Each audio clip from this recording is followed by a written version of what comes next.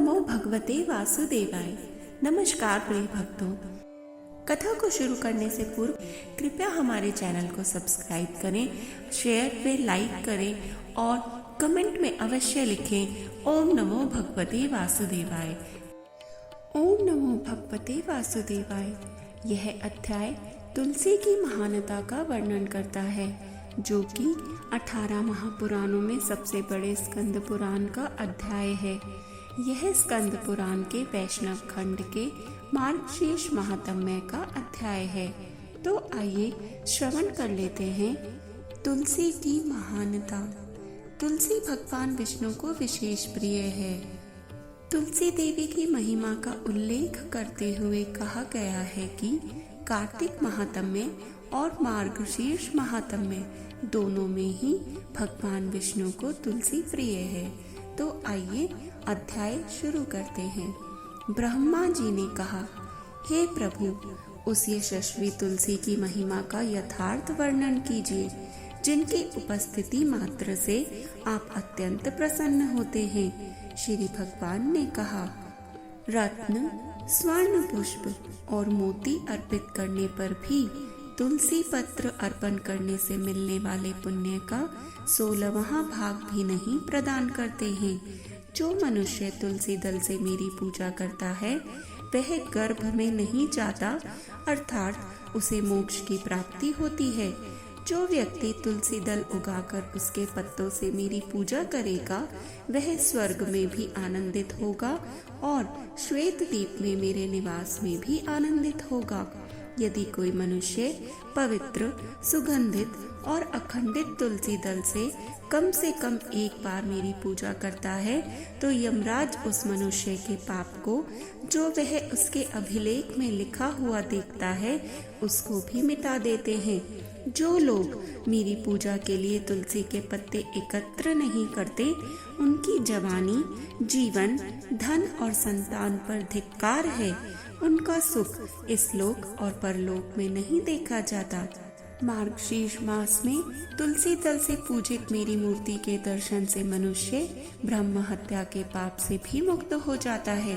यदि कोई व्यक्ति तुलसी दल सहित मुझ राम जी का सदैव पूजन करता है, तो उसके बड़े बड़े पाप नष्ट हो जाते हैं। छोटे मोटे पापों की तो बात ही क्या है। अगर फूल तोड़ने के बाद बहुत समय बीत गया हो तो उसे फेंक देना चाहिए। अगर पानी बहुत समय पहले निकाला गया हो कुएं इत्यादि से, तो उसे फेंक देना चाहिए। तुलसी का पत्ता बिल्कुल भी नहीं फेंकना चाहिए, भले ही वह बासी ही हो। गंगा जल को बिल्कुल भी नहीं फेंकना चाहिए। हे पुत्र, जब तक मेरी प्रिय तुलसी दल उपलब्ध नहीं होती, तब तक मालती तथा अन्य पुष्प गर्जना करते हैं, अर्थात अपनी शक्ति का बखान करते हैं। जो मनुष्य कम से कम एक बार बिल्व पत्र से मेरी पूजा करेगा, वह कष्टों से मुक्त हो जाएगा। वह मेरे पास आएगा और मोक्ष प्राप्त करेगा। तुलसी का पत्ता मुझे बिल्व पत्र, शमी पत्र, जटा पत्र, कमल तथा कौस्तुभ मणि से भी अधिक प्रिय है। अखंडित पत्तियों वाला तुलसी दल मेरे हृदय को क्षीर सागर से निकली हुई पद्मा अर्थात लक्ष्मी देवी के समान प्रिय है। जैसे द्वादशी 12वां दिन, चाहे कृष्ण पक्ष का हो या शुक्ल पक्ष का, मेरा प्रिय है, उसी प्रकार तुलसी पत्र भी चाहे काला हो या नहीं हो, मेरा प्रिय है। यदि कोई मनुष्य तुलसी का पत्ता लेकर भक्ति पूर्वक मेरी पूजा करता है, तो उसके द्वारा देवता, असुर और मनुष्य सभी पूजित हो जाते हैं। जब तक काली तुलसी का एक भी अंकुर नहीं मिलता, तब तक असंख्य रत्न और कौस्तुभ जैसे रत्न गर्जना करते रहते हैं।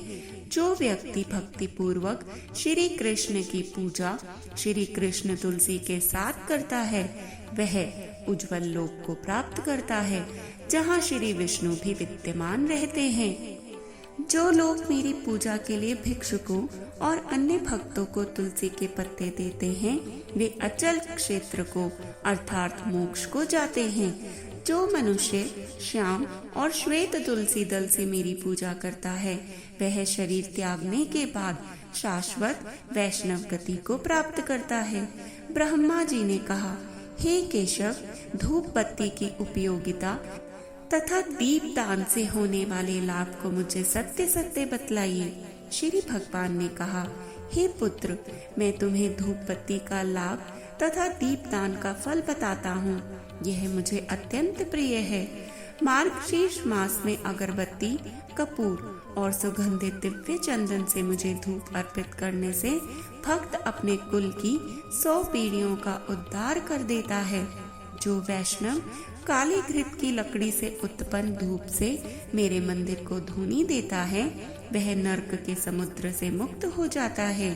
यदि कोई व्यक्ति मुझे भैंस के घी और मिश्री से मिश्रित सुगंधित गोंद की धूप अर्पित करता है तो मैं उसे उसकी इच्छा अनुसार सब कुछ प्रदान करता हूँ। गोंद और राल का धुआं देने से सभी विपत्तियाँ दूर हो जाती हैं। काली घृत की लकड़ी से अनेक प्रकार की मनोकामनाएं पूर्ण होती हैं। काली अगलोचुम की धूप शरीर और निवास को पवित्र करती है। शाल वृक्ष के राल युक्त स्त्राव की धूप यक्षों और राक्षसों का नाश करती है। धूप में 10 घटक होते हैं। वे हैं जटी का फूल, इलायची, गोंद राल, हरितकी, कूट एक प्रकार का चंदन, साल के पेड़ का रस, गुड़, सैला और अच्छदा, उसके साथ नक। यदि कोई मुझे मार्गशीर्ष मास में 10 द्रव्यों से युक्त धूप अर्पित करता है जो मुझे बहुत प्रिय है तो मैं उसे अत्यंत दुर्लभ वस्तुएं, बल, पोषण, पुत्र, पत्नी और भक्ति प्रदान करता हूँ। मनुष्य को मुस्ता, जो कि एक प्रकार की घास होती है, उसकी धूप अच्छी लगती है। गुड़ की धूप शुभता और दूसरों पर विजय दिलाने वाली होती है। जो मनुष्य मार्गशीर्ष मास में इसे मेरे सामने अर्पित करता है वह सभी पापों से मुक्त होकर मुझे प्राप्त होता है। मेरे लिए अर्पित धूप की राख से जिसके अंग पोछे गए हैं उसे आकाश, पृथ्वी या वायुमंडल से आने वाले किसी भी भय का भय नहीं रहता। यदि मार्गशीर्ष मास में मेरे सामने अखंड श्रद्धा पूर्वक धूप चसाया जाए तो उस मनुष्य को कोई कष्ट नहीं होगा। उसे सभी प्रकार की संपत्ति प्राप्त होगी। अगरबत्ती सुंदरता प्रदान करती है। अगरबत्ती अत्यंत पवित्र करने वाली होती है। वृक्ष से निकलने वाला रस दिव्य होता है।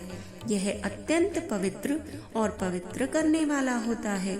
अब मैं दीपों की उत्तम प्रभावकारिता का वर्णन करूंगा। यदि इन्हें अर्पित करा जाए तो मनुष्य निसंदेह वैकुंठ को जाता है। जो मनुष्य अनेक बत्तियों वाला घी से भरा हुआ दीपक विधि पूर्वक जलाता है वह 1 करोड़ कल्पों तक स्वर्ग में निवास करता है। जो मनुष्य मार्गशीर्ष मास में मेरे सामने प्रकाश को लहराते हुए देखेगा वह 7 जन्मों तक ब्राह्मण के रूप में जन्म लेगा और अंत में परम गति को प्राप्त करेगा। हे श्रेष्ठ ब्राह्मण, जो व्यक्ति मेरे सामने भक्ति पूर्वक जला हुआ कपूर लहराता है वह मुझ अनंत में प्रवेश करता है। हे पुत्र, यदि निराजन किया जाए तो सब कुछ पूर्ण हो जाता है। भले ही मेरे लिए की गई पूजा मंत्रों और निर्धारित अनुष्ठानों से रहित ही क्यों न हो। जो मनुष्य मार्गशीर्ष मास में कपूर का दीपक जलाता है उसे अश्वमेध यज्ञ का फल मिलता है तथा वह अपने कुल का उद्धार करता है। जो मनुष्य मेरे सामने, ब्राह्मणों के सामने तथा चौराहे पर दीपक जलाता है वह अत्यंत बुद्धिमान, पूर्ण ज्ञानी तथा तीक्ष्ण दृष्टि वाला हो जाता है। जो मनुष्य मार्गशीर्ष मास में मेरे सामने घी या तेल का दीपक जलाता है उसका पुण्य भी सुनो। वह अपने सभी पापों से मुक्त हो जाता है। वह हजारों सूर्यों के समान तेजस्वी हो जाता है। वह एक चमकदार हवाई रथ पर सवार होकर मेरे लोक में जाता है जहाँ उसका सम्मान किया जाएगा। अतः चतुर भक्त को अवश्य ही दीपदान करना चाहिए। जो दीपदान के बाद उसे बुझा देता है वह अवश्य ही नरक में पड़ता है।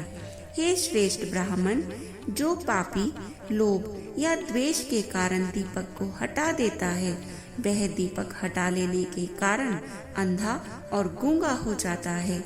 जय हरि विष्णु, जय श्री कृष्ण, हर हर महादेव।